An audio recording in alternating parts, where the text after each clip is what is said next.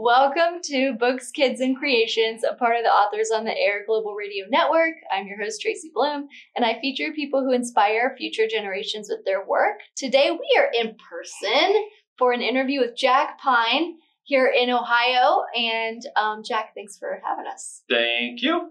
So, as you can see, the extraordinary glass pumpkin on the table.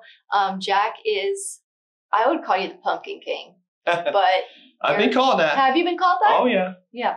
Incredible artist. And I think it's a crown that it was very hard earned, but I think I wear that well now.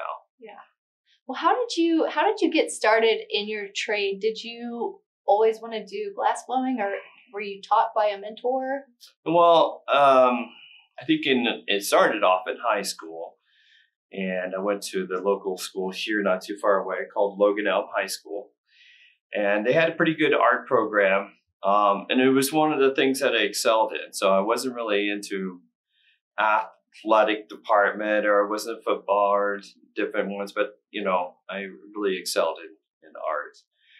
And luckily I had a great art instructor that really encouraged me quite well. So there were several of them that were really well that I admired a lot and did a lot of encouraging. But from there, I ended up getting a scholarship for the Columbus College of Art and Design.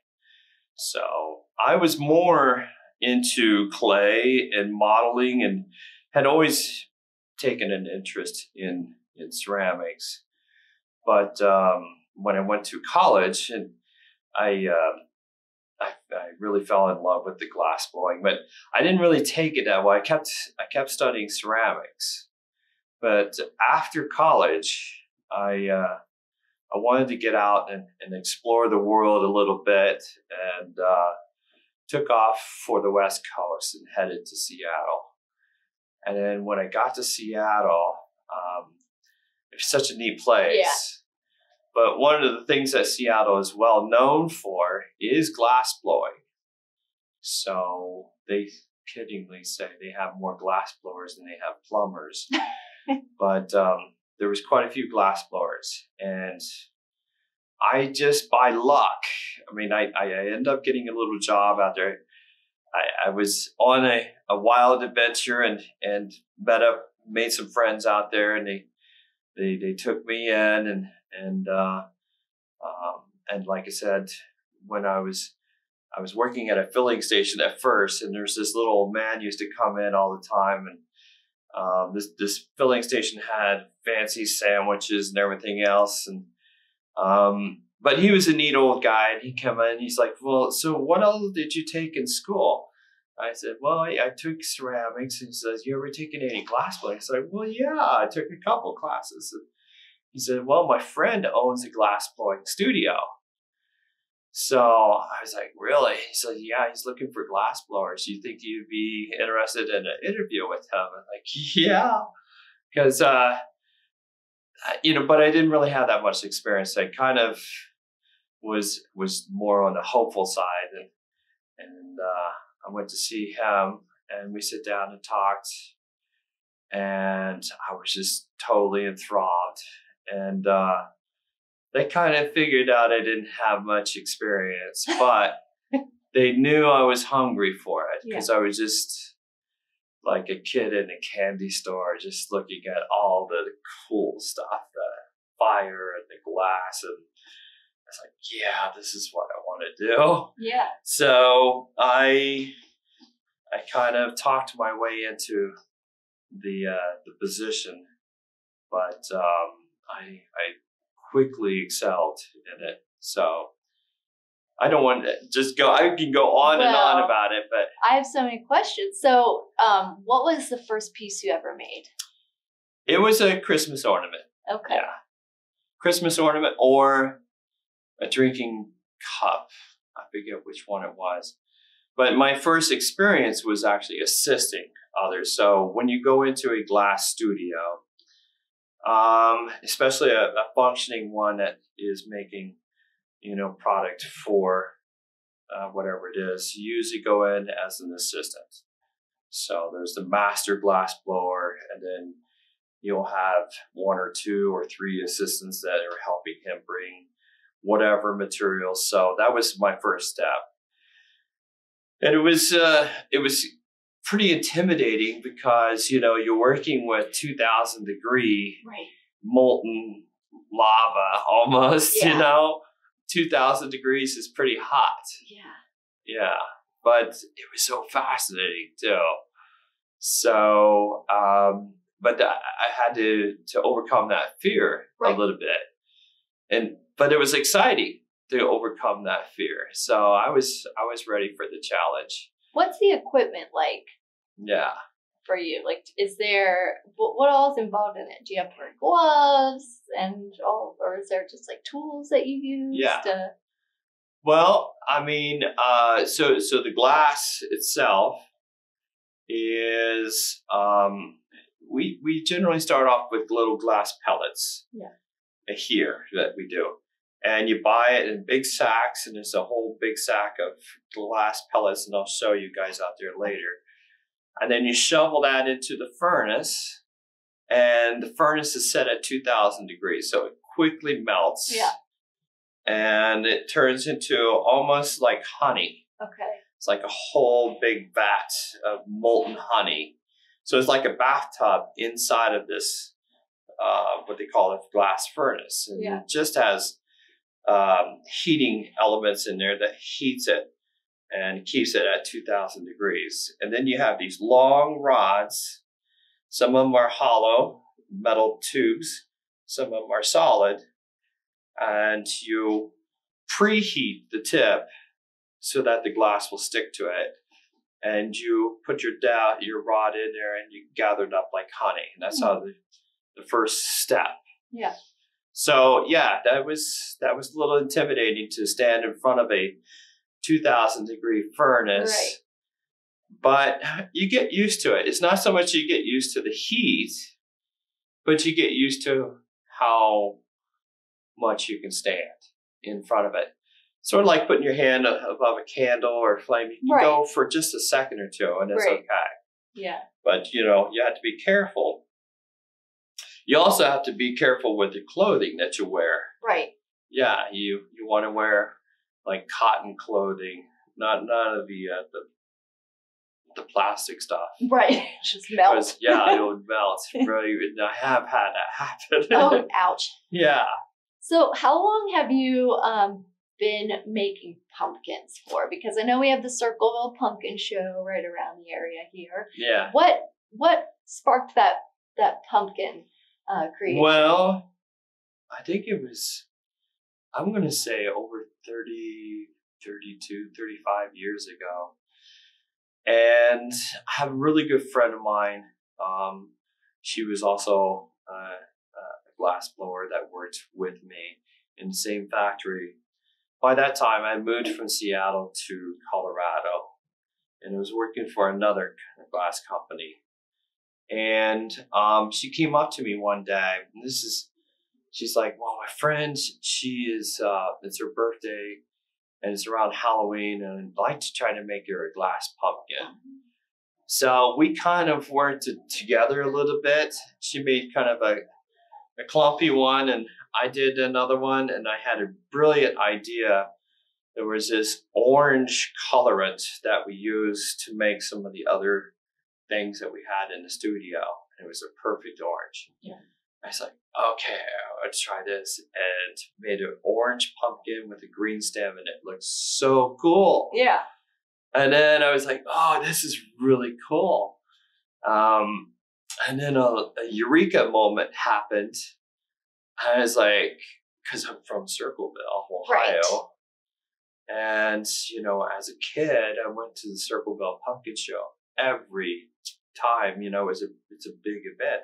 All the county schools shut down, and you know, I've always been a part of that. So I was like, oh, this would be perfect for Circleville. So I talked to this girl, and me and her agreed to maybe work together, and she would assist me, and I was just, you know, we would work and make pumpkins at night after we got done working all day. So we did that, and it was the first year. We didn't know how it was going to work out. Right. It was kind of a little bit nervous because we had worked all day and night to make all kinds of them for several weeks, and we had a whole truck full of pumpkins. Yeah. And needless to say, we were a hit. I would think so, yeah. The rest is history. It was very simple pumpkins, nothing like this. Right. So what goes into something like this? Because this is like, I mean, it's a piece of art. They all are, but this is, it's so stunning. Yeah. So this is a natural evolution of 30 years. So I keep playing with different things and keep increasing it. And, you know, this one is actually a blue pumpkin with a white stem. It looks like little clouds that are all over the place and little flowers around here, or you could say bugs or greenery and so forth. But I quickly figured out that people liked off colors too. Right. They didn't want just the orange pumpkin. Yeah. They wanted to be kookier and they loved it. Yeah. And so every year I would do a little bit more experimenting and see what I could do with it. It's just a lot of experimenting. I mean, so what happens is that the furnace has crystal clear glass. Yeah. Okay. And then we buy glass that is already colored and we crush it up into chips all the way down to a powder, like almost like a flour. And then when you roll your hot glass in it, it sticks to it momentarily, and you flash it in the really hot heat chambers called a glory hole. And you flash it in there and melts it into the surface. And then you go back out and you add a different layer of color. And then you flash it in the heat and you get another layer. Yeah. So this is multiple layers of color, starting off with white glass. We're starting off with crystal glass. And then you add the white powders, and you can see different clear dots, add little black chips and a little bit of green and some blues and purples. And you also, I found a way to do these stripes. Yeah. Which is interesting too. It's kind of hard to describe by word how it's done, but it's actually got silver in it. There's a lot of chemistry involved in this. So that gives all kinds of different fun magic. Yeah. So even though I made this, but there's also many, many years and many, many generations of glass blowers who have also done experiments. And it's, you take some of their experience and you use those to make whatever you choose to do. Yeah. So, yeah. And I'm sure that you inspire other people who are getting into glass blowing too. Yeah. Do you have like mentors mentees that you work with? Yeah. We actually have a crew of about about 8 glass blowers now that work with me here at the studio. Some of them come with a little bit of experience on their own. Some of them are pretty green, so they're new at it. And overall, it takes almost a full year to working in the glass every day to be able to start making, them to the quality that I like. Yeah. So it's a long journey. It's an investment for the glass blowers and for us. So we're very careful about who we bring on board and have, be able to produce it. But they also bring their own creative 2 cents. And so they learn from what I like. And then I tell them, so part of what we do, we call artist choice. So within the parameters that we like to have a glass pumpkin, I say, okay, you guys can also make your own little color schemes. As long as the colors work well, then it makes it unique. And then no two are exactly alike, and people really like that. They find the pumpkin that talks to them, Yeah. And everybody's different. Yeah. Thank God. Yeah. Yeah. And you have something right now for the holidays with Christmas ornaments and toys. And Right. What are you doing there? Yeah. So after the pumpkin season, of course, it's going to be after Halloween, we got Christmas going on. And it was, Christmas and Christmas ornaments is kind of how I got my start a long time ago. So I always do make Christmas ornaments, but every year, just to give back to the community, which I like to do, we offer an exchange. So people bring in a toy, like, $30 or more, not wrapped, just a toy that's still in its box. And then we give them a Christmas ornament that we created. And then we collect all these toys. This year we had over 1,000 toys.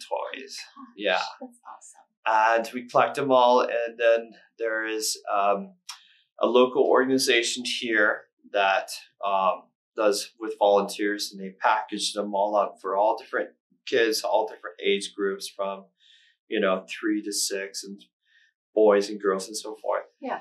And, the parents come in and they pick them up, and it's for all those,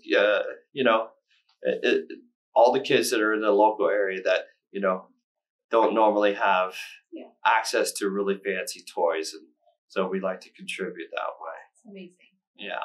So it's been going on for the last 6 or 7 years, and it's really grown. I mean, last year we did 700, and this year it jumped up to over 1,000. So yeah, we had so many toys that the organization says, I don't know what we're going to do with all these toys. They said, well, we'll figure it out. Yeah. We'll make it happen.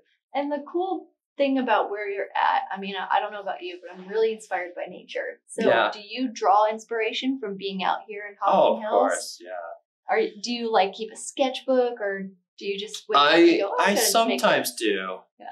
I've gotten to the point where I do more hands-on and create on the moment. So now that I've gotten to the size that I have, I still make pumpkins myself. But for the most part, I let my employees make them under my direction. Yeah. Which frees me up to be able to start doing some experimenting and creating. So yeah. And some of the things I like to try is all these different things that you see in nature that are like little tiny little things, like a snail or mushrooms or flowers or different things. And I always thought they're so cool, that big, and then we take them and blow them really big and try to make something that you see in nature. And when you make it really big,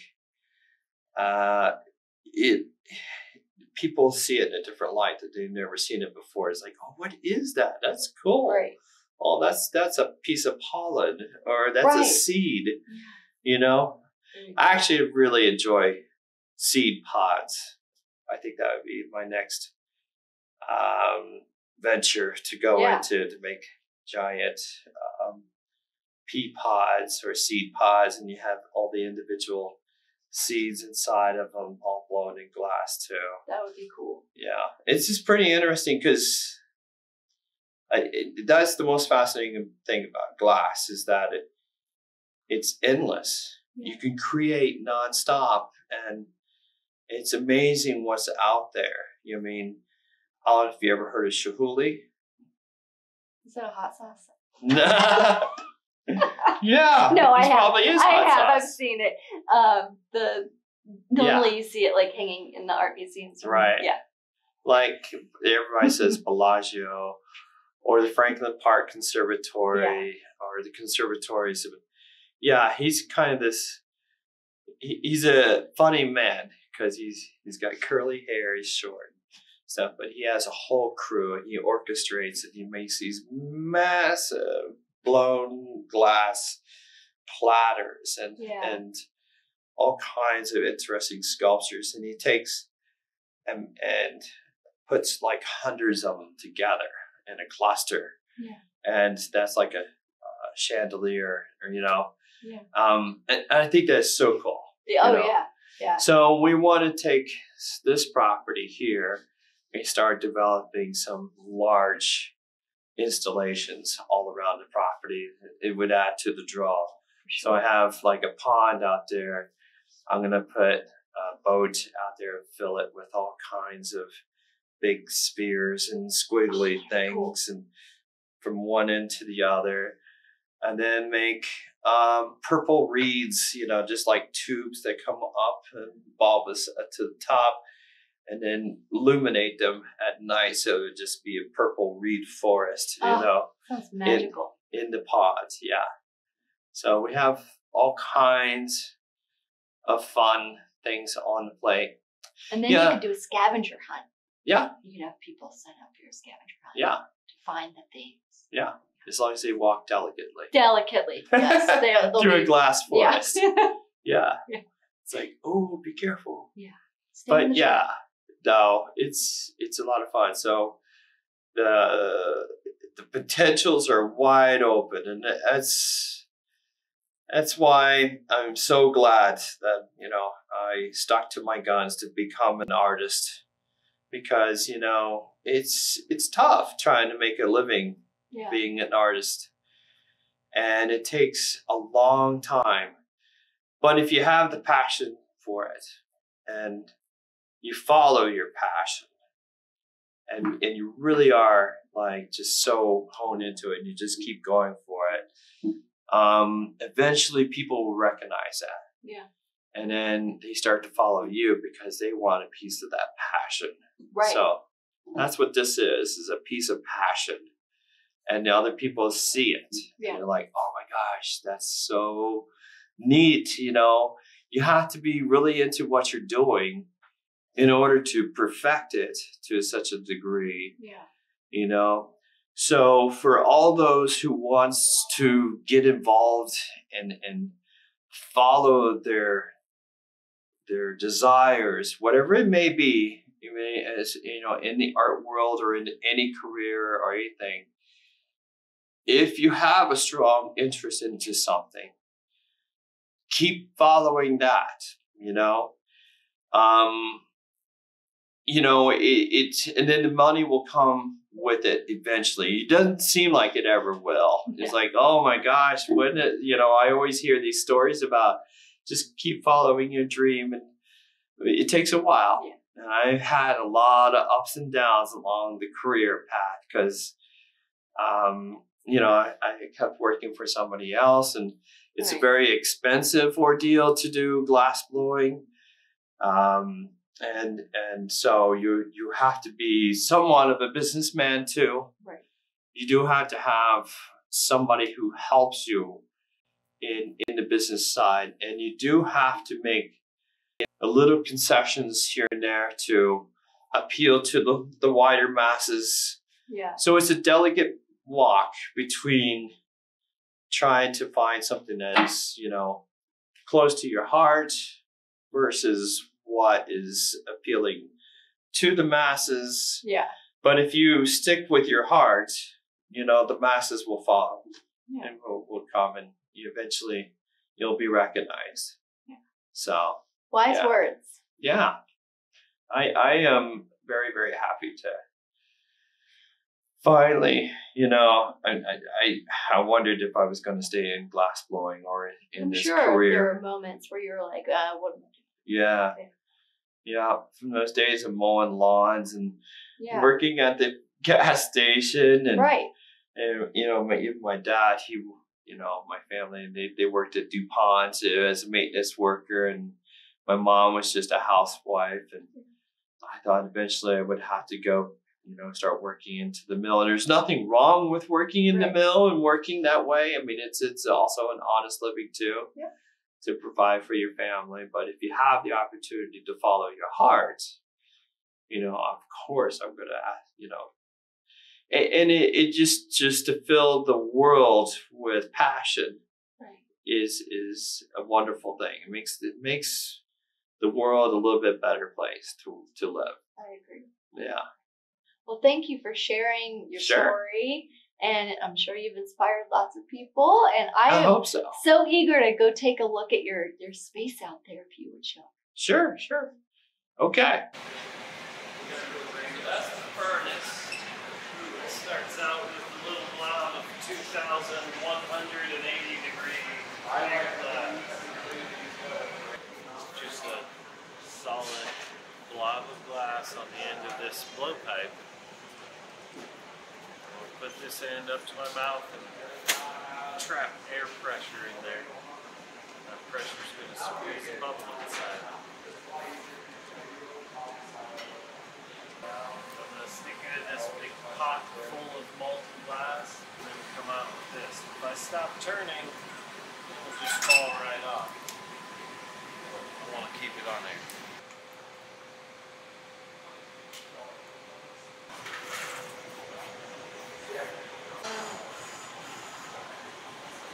Make that bubble a little bigger by doing the same thing.